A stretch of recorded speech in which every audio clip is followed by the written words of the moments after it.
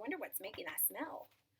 Ada did research to learn all she could of smelling and smells, both stinky and good.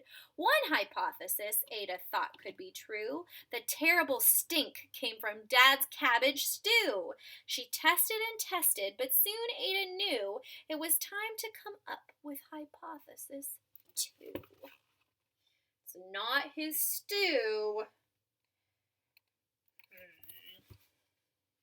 A lot of things she's got out to help her figure it out. Then zowie, the stink struck again, just like that. Hypothesis 2, it's caused by the cat.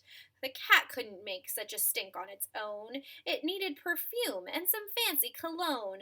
So young Ada tested. The test was a flop. She started again, but her parents yelled, "Stop! Look at what she was going to do to that poor cat." Oh no! What a disaster!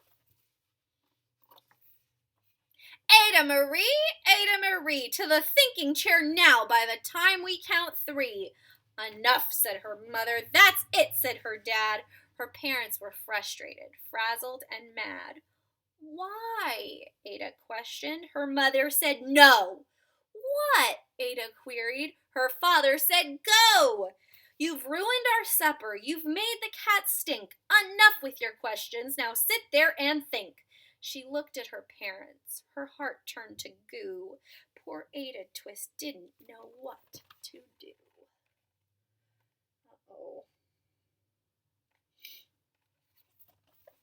Not turning out so well for Miss Ada Twist. She sat all alone by herself in the hall, and Ada once more could say nothing at all. Poor Ada.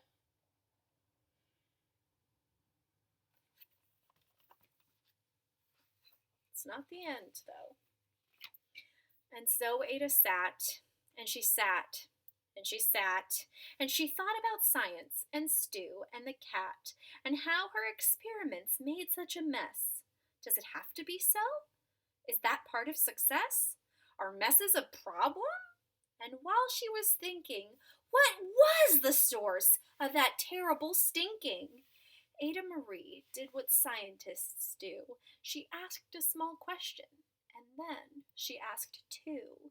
And each of those led her to 3 questions more, and some of those questions resulted in 4.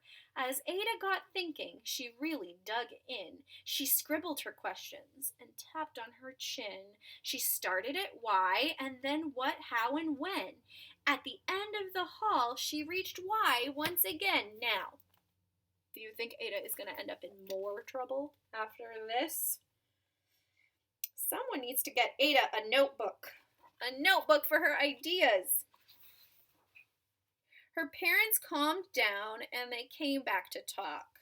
They looked at the hallway and just had to gawk. That means they just have to stare like they can't believe what's going on. No patch of bare paint could be seen on the wall. The thinking chair now was the great thinking hall. They watched their young daughter and sighed as they could. What would they do with this and sighed as they did. What would they do with this curious kid who wanted to know what the world was about? They smiled and whispered, "We'll figure it out. Look at what she did to the wall. Ba ba ba." Maybe she needs 2 or 3 notebooks with all those ideas. And that's what they did, because that's what you do when your kid has a passion and heart that is true. They remade their world, Now they're all in the act of helping young Ada sort fiction from fact. She asks lots of questions. How could she resist? It's all in the heart of a young scientist.